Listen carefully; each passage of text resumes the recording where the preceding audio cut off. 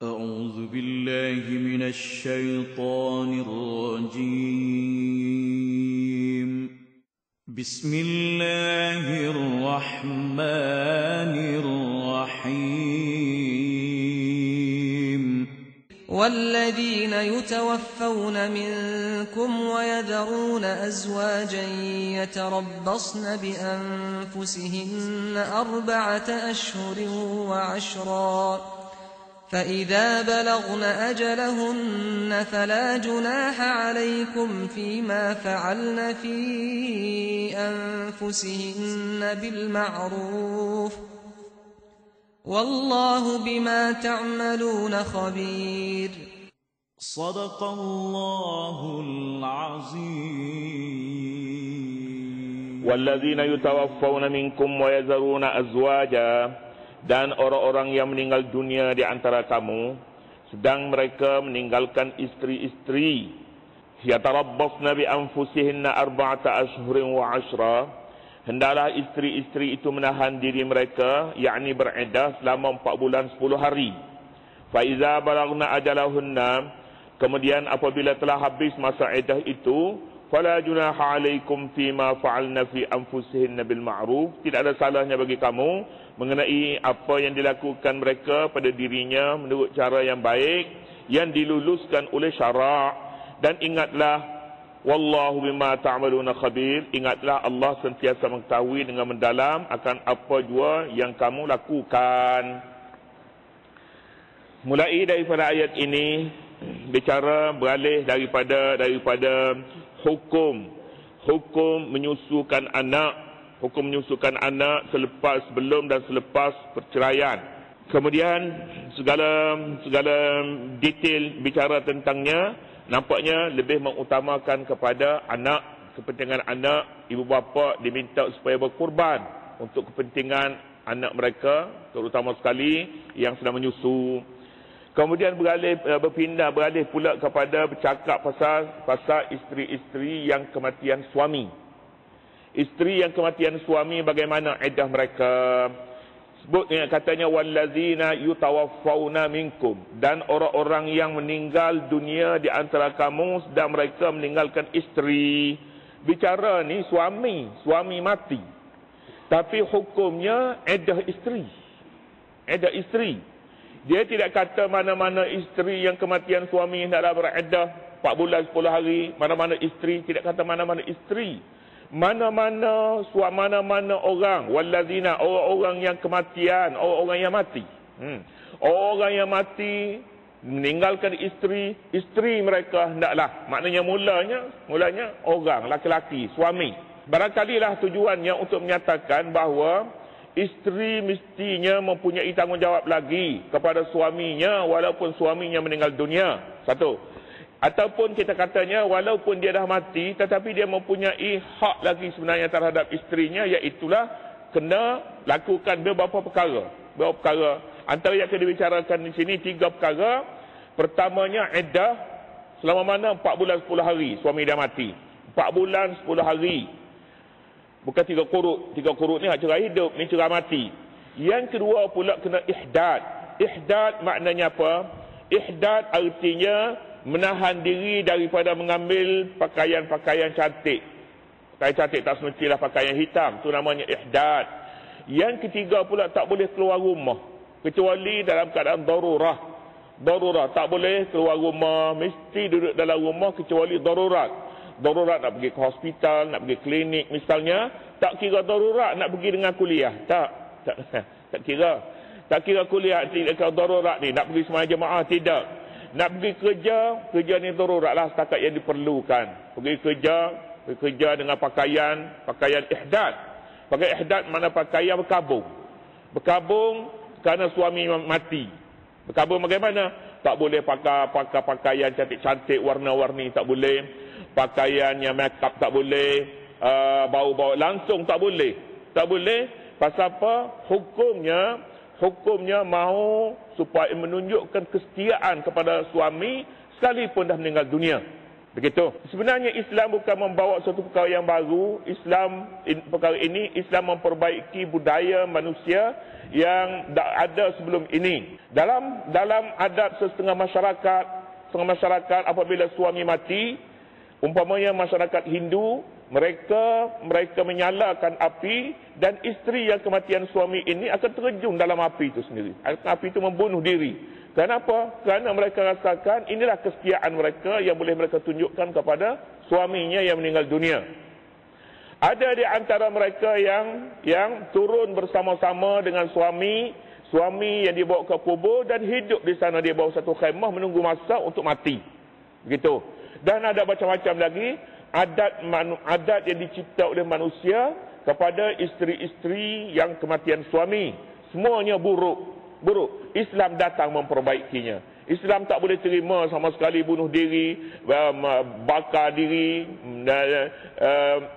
untuk mati bersama dengan suami, duduk di tepi kubur kerana tunggu masa, tunggu ajal. Tak boleh terima. Islam memperbaikinya dengan mengadakan 3 perkara. Pertama iddah 4 bulan 10 hari. 4 bulan 10 hari. Pertama iddah ni. 4 bulan 10 hari, sama ada untuk mengetahui sama dia mengandung ataupun tidak mengandung, itu ulama kata, tapi kita asalnya itu adalah satu tipis. Pasal apa? 4 bulan 10 hari ni lama. 4 bulan 10 hari. Kalau untuk mengetahui sama ada mengandung positif ataupun tidak, sekarang ni 2 minggu ataupun 3 minggu doktor dapat mengesan sama ada dia positif ataupun tidak. Begitu. Yang kedua, 4 bulan 10 hari, maknanya ini kesetiaan namanya. Kesetiaan kepada suami. Yang kedua pula mahu ihdad. Ihdad ni pakai hitam. Setengah masyarakatnya, dia pakai hitam. Seperti yang kita sebutkan tadi lah, namanya berkabung. Berapa lama? 4 bulan 10 hari dalam masa iddah. Berkabung tak boleh berlaku, tak boleh selain daripada mahramnya. Selain daripada suaminya dan keluarga yang terdekat. Sekat itu saja, lain tidak boleh berkabung. La yahillu lil mu'minin tu'minu billahi wal yaumil akhir hingga seterusnya. Tidak boleh berkabung lebih daripada tempoh itu. Yang ketiga hendaklah tinggal di dalam rumah yang ditinggal suaminya. Rumah di mana rumah mana suami dia meninggal, duduk rumah tu. Rumah itulah. Kalau rumah sewa boleh bayar, atau tak ada nak bayar, siapa nak bayar pulaknya. Ini maknanya kalau rumah tu rumah kepunyaan mereka, kepunyaan suaminya, sama mana 3-4 bulan 10 hari. Tak boleh keluar seperti yang kita sebutkan tadi. Ini setia namanya. Kesetiaan kepada suami. Islam menghormati kesetiaan ini. Kesetiaan ini sebenarnya sebahagian daripada ajaran Islam untuk mengajar isteri supaya setiakan suami. Kita baca sejarah Umar ibn Abdul Aziz. Umar ibn Abdul Aziz seorang yang kaya sebenarnya. Di kalangan raja-raja, anak-anak raja, keluarga dia raja, Khalifah Bani Umayyah, dia seorang raja, cantik, tampan. Pada waktu dia sebelum menjadi khalifah, dia di antara orang yang cantik rupa tubuh badannya. Tubuh badan cantik ni kata-katanya dia kena potongan. Potongan tubuh badan dia terkena. Dia tidak lebih di mana-mana. Kita kebanyakannya ni lebih di mana-mana. Lebih. Itu jadi tak berapa cantik. Ini cantik. Tulang rusuknya tak nampak. Setelah dia menjadi khalifah, yang pertama sekali dia kata kepada isterinya, dia kata segala barang-barang kemas simpan. Katanya, simpan di Baitul Mal semasa aku menjadi khalifah. Kerana nanti orang akan datang kata, orang akan kata, sewaktu jadi khalifah ni nampaknya barang-barang kemas dia bertambah banyak ni, lengang merah ya. Jadi Umar ibn Al-Aziz tak mahu orang kata macam tu, simpan di Baitul Mal sementara aku selesai menjadi khalifah. Kemudian setelah Umar ibn Abdul Aziz meninggal dunia, pegawai Baitul Mal bukan Baitul Mal sekarang ni, Baitul Mal dulunya khazanah perbendaraan kerajaan, itu Baitul Mal. Baitul Mal sekarang ni dia tidak mengambil hukum ini. Pegawai Baitul Mal bawa datang, mari segala barang kemasnya dulu. Barang kemasnya bukan sikit-sikit. Barang kemas boleh dipakai dengan kapak. Bukan barang-barang kemas pakaian, tak ada hak lebih daripada tu boleh. Nak keluar zakat dia, pakai dengan kapak. 1 kilo, ambil zakat. Kalau macam tu sebanyak mana mah tak tahulah. Bila bawa datang ke rumah, kata ini yang menariknya. Yang menariknya, dia kata, kalaulah suami saya patuh kepada suami saya pada waktu dia hidup, mengapa saya nak derhaka setelah dia meninggal dunia? Katanya, buat baliklah. Balik. Ini isteri Umar Ibn Abdul Aziz yang menyatakan kesetiaan kepada suaminya. Saya nak sebutnya setia. Baik, kita balik kepada ayat. Walladzina yutawaffawna minkum wa yadharuna azwaja, dan orang-orang yang meninggal dunia di antara kamu. Alladzina, orang lelaki. Walladzina yutawaffawna minkum, dan orang-orang yang meninggal dunia di antara kamu, suami-suami, sedang mereka meninggalkan isteri-isteri. Azwaja, isteri-isteri. Azwaja jamak daripada zauj. Dia tidak semestinya wa yazaruna zaujat. Zaujun boleh pakai dua-dua. Boleh pakai dua-dua. Zaujun suami, zaujun isteri. Dua-dua. Di sini azwaja jamak daripada zauj. Kalau kita nak terjemahnya zauj tu suaminya, orang-orang yang meninggalkan dunia, orang lelaki yang meninggal dunia dan mereka tinggalkan suami-suami.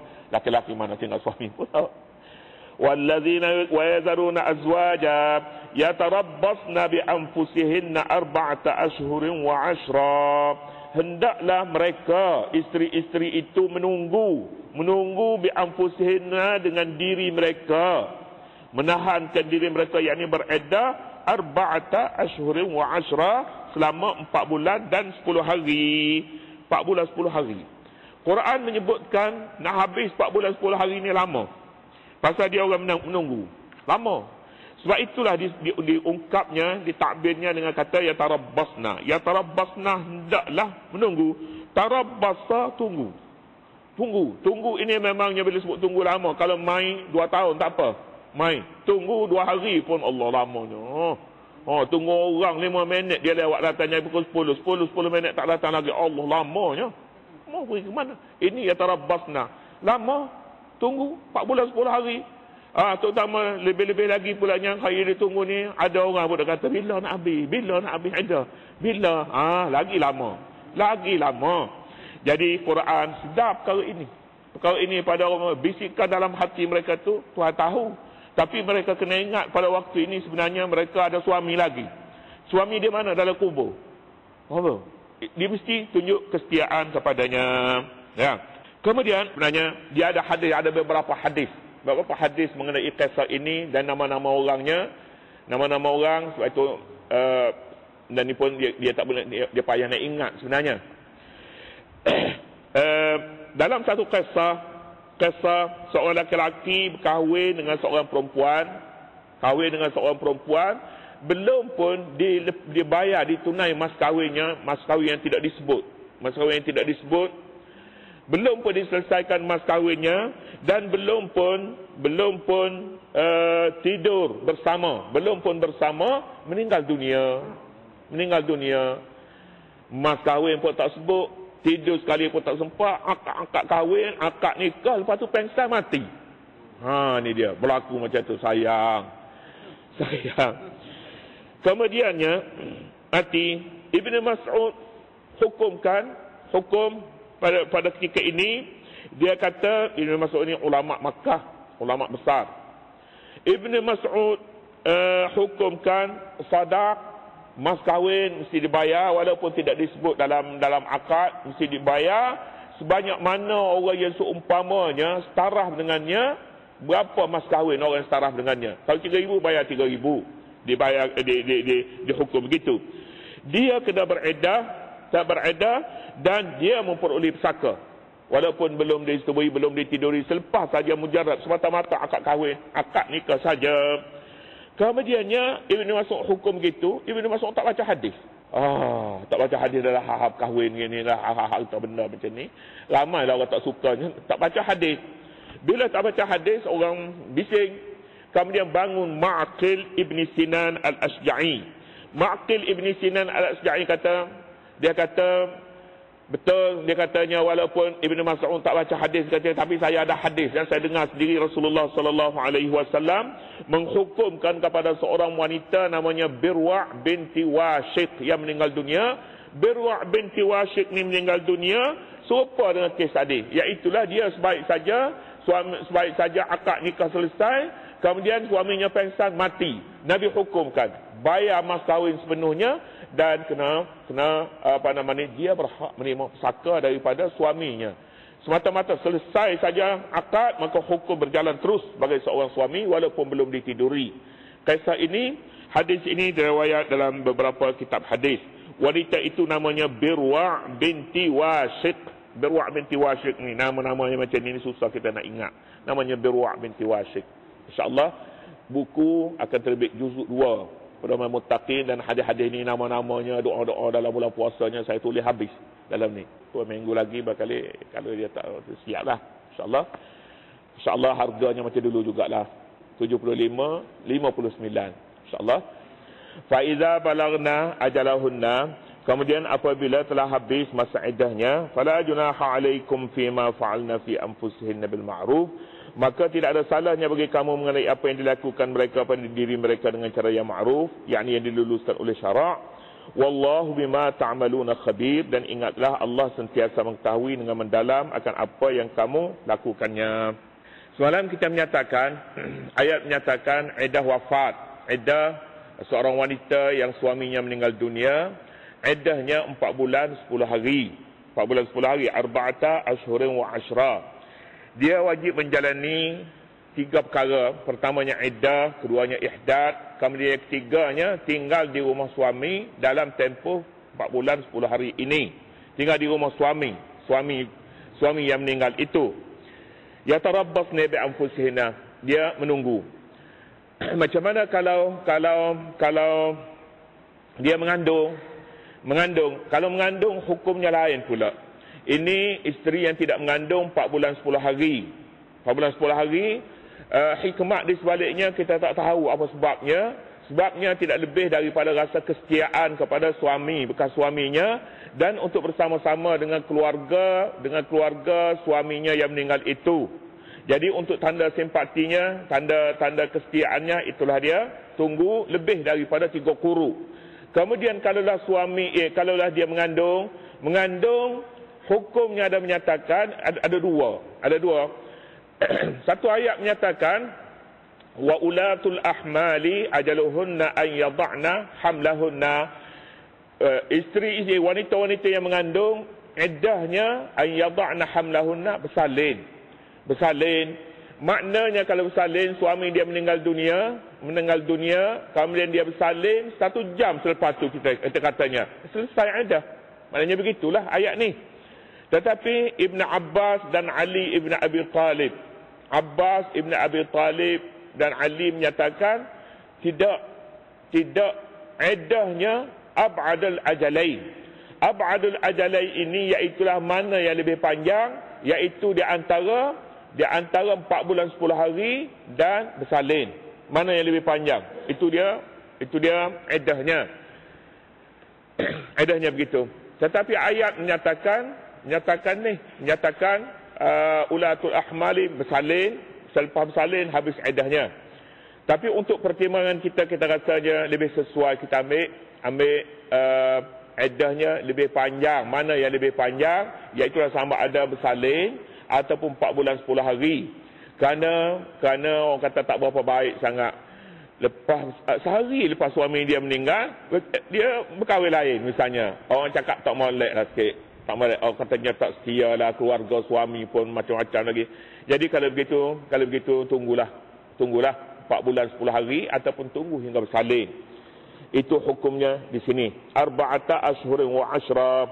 Kemudian yang kedua pula wajib di atasnya ihdad.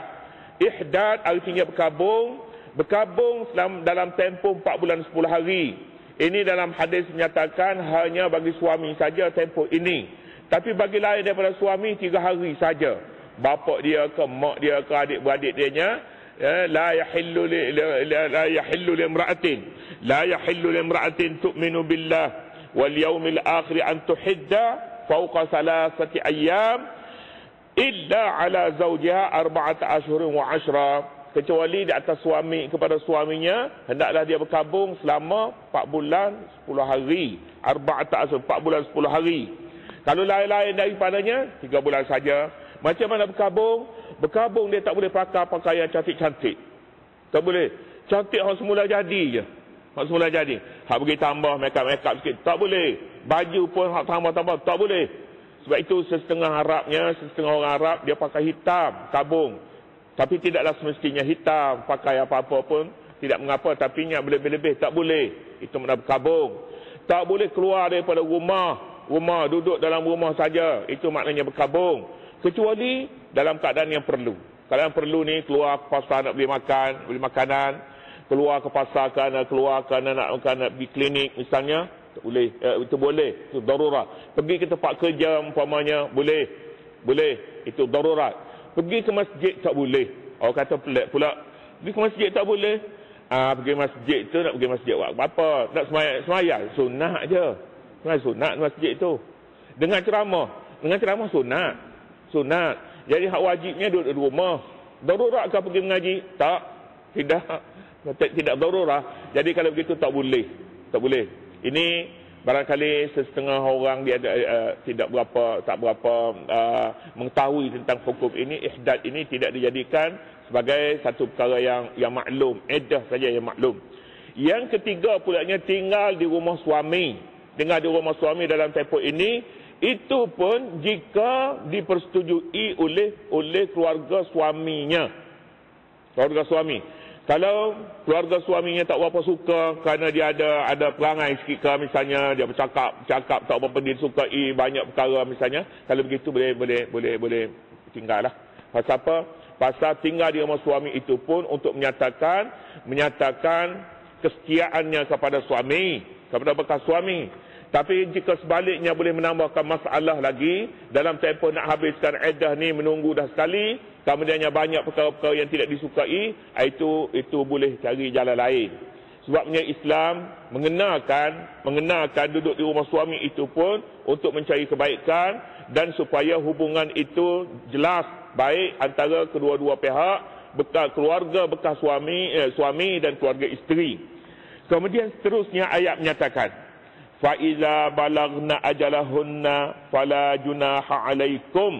فَإِذَا بَلَغْنَا أَجَلَهُنَّ, apabila selesai iddah mereka, 4 bulan 10 hari selesai, ataupun bersalin dah selesai. Biasanya bila dah selesai ibu-ibu yang muda, boleh jadilah dia pun nak buat rumah lain pula. Nak buat rumah lain. Kalau nak buat rumah lain, biasanya keluarga bekas suami ke ganggu anak kecil-kecil tu kahwin buat apa, dia katanya biar para anak sudahlah. Ini ganggu namanya. Tak boleh ganggu dia. Dia pun ada masalah dia sendiri dan orang tak boleh faham masalahnya. Quran kata macam mana? Fa iza balagna ajalahunna, apabila selesai iddah mereka. Dalam masa iddah tak boleh. Dalam masa iddah tak boleh, mana-mana ada orang mari nak pinang dalam masa ni tak boleh. Pasal apa nak pinang hak orang? Hak orang apa? Suami dia duduk dalam kubur dah. Suami duduk dalam kubur pun kira-kira hak dia lagi. Sebab dia kena wajib beri nafkah, dia macam-macam lagi tanggungjawab dia. Beri rumah berapa. Dalam masa dia beri nafkah tak boleh dia tunjuk rasa tidak setia kepada suaminya yang telah mati. Tapi bila dah selesai, fala junaha alaikum, tidak ada salahnya bagi kamu fima fa'alna fi anfusihinna, pada apa, mengenai apa yang dilakukan mereka, yakni isteri pada diri mereka, fi anfusihinna, pada diri mereka. 2 kali ni sebut anfusihinna. Selepas daripada selesai iddah, isteri ni dia berasa dia nak ke orang lain pula. Nak ke orang lain, dia nak kahwin, dia ada pula yang dia pun dah habis iddah dia, habis berkabun dia pun boleh make up. Kemudian lepas daripada itu misalnya adalah pulaknya orang ada orang nak ganti misalnya, boleh bagi dia, boleh la junaha, tak ada salah pun. Jangan ada pula keluarga misalnya cuba menghalang, tak boleh menghalang. Berilah kepadanya kehidupan biasa untuk meneruskan perjalanan hidupnya yang selama ini berlaku satu masalah, kematian suami. Sama fi anfusihinna, pada jiwa mereka. Masalah nak diri rumah tangga lain selepas daripada suami mati, tinggal anak-anak pula, ini masalah jiwa. Masalah jiwa. Isteri-isteri yang mempunyai yang masih muda, khususnya kita kata begitu, memang ada menyimpan dalam jiwa mereka untuk bersuami lain. Kalau begitu, Quran mengatakan anfusihinna, dalam jiwa mereka. Dalam jiwa, maknanya dia tidak cakap kepada orang. Kalau orang tanya dia, nak kahwin lagi ke? Kahwin apa anak ramah kecil-kecil ni, dia katanya. Pada hati dia, nak. Nak. Boleh jadi macam tu. Jadi, Quran dia tidak kata, cari pasangan lain lah, cepat-cepat sikit. Tidak. Ini benda jiwa. Boleh jadi mari, kalau dia tak suka pun. Kalau dia tak suka, tak boleh. Walaupun dia nak. Tapi, ini perkara jiwa namanya. Sama jugalah dengan ayat yang disebut sebelum ni, wa yadharuna azwaja yatarabbasna bi anfusihinna arba'ata ashhurin wa 'ashra. Dia menunggu iddah selama 4 bulan 10 hari. Tunggu itu bi anfusihinna. Bi anfusihinna, anfus jamak daripada nafas. Nafas ni nyawa, nafas ni jiwa, nafas ni hati. Tunggu iddah 4 bulan 10 hari ni dengan nyawa. Dengan jiwa. Ia tunggu dengan jiwa ni habis. Rasa puas tak ada lah ni. Rasa jemu nak habiskan 4 bulan 10 hari. Ini benar anfusihinna. Sama jugalah dengan di sini. Fima fa'alna fi anfusihinna. Perkara ni perkara yang merujuk kepada jiwa dan hati.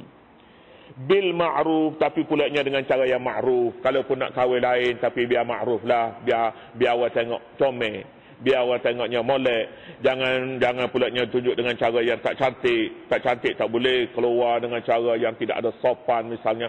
Tidak boleh. Sebab dalam Islam mempunyai adab dan tata caranya sendiri. Khususnya dalam soal kahwinan. Fima fa'alna fi anfusihinna bil ma'ruf. Terjemahan dia dengan cara yang baik. Yakni yang diluluskan oleh syarak. Yang diluluskan oleh syarak macam mana perkahwinan? Orang tolong cari. Jangan cari sendiri. Cari sendiri tak boleh. Kita orang perempuan cari sendiri tak boleh. Orang tolong cari. Hatta orang lelaki pun, dia kena pakai orang lain. Dia tak boleh pergi orang perempuan. Awak nak kahwin dengan saya? Oh, tak boleh macam tu. Sebab itulah ayat Quran yang disebut wala tankihu, wala tunkihu, tunkihu. Madi dia hanya angkaha. Angkaha ni dia kahwinkan orang lain. Nakaha barulah dia kahwin sendiri. La tunkihu, jangan kamu kahwinkan. Kamu wali-wali jangan kahwinkan dia. Jadi ini ma'ruf namanya. Ma'ruf dengan cara yang ma'ruf. Tapi sindir-sindir boleh. Ayat yang disebut akan nanti disebutnya ta'rif. Ta'rif ni sindir. Sindir yang dia ni rasa comel nampak. Misalnya itu sindir tu orang panggil tu. Macam tu. Ada tanda-tanda lah tu. Sindir boleh, tetapi betul terang tidak. Wallahu bima ta'maluna khabir. Allah sentiasa mengetahui dengan mendalam apa jua yang kamu lakukan. Khabir ini merujuk kepada yang kecil, merujuk kepada yang tersembunyi di dalam hati. Jadi Tuhan tahu sebenarnya. Ya, dia cakap tak mau kahwin, tapi Tuhan tahu sebenarnya masuk orang kenal dengan cara dia. Dia kata nak dah tu. Kalau tak suka dengan dia kata tak mahu. Tuhan tahu perkara ini. Jadi bila Tuhan tahu perkara ini sebenarnya boleh dimainkan oleh orang yang berpengalaman juga. Orang nak cari pasangan kepada orang ni, dia tengoklah juga. Tengok semua-semua dia ukur semua sekali, timbang semua sekali, barulah boleh. Jadi Quran bercakap pasal masalah kahwinan ini penuh dengan psikologi sebenarnya. Jika dipahami psikologi yang tersirat di sebalik ini, kita mudah menyelesaikan, memahami masalah yang sebenarnya dalam kahwinan. Kemudian seterusnya, wala junaha alaikum. Wallahu subhanahu wa ta'ala.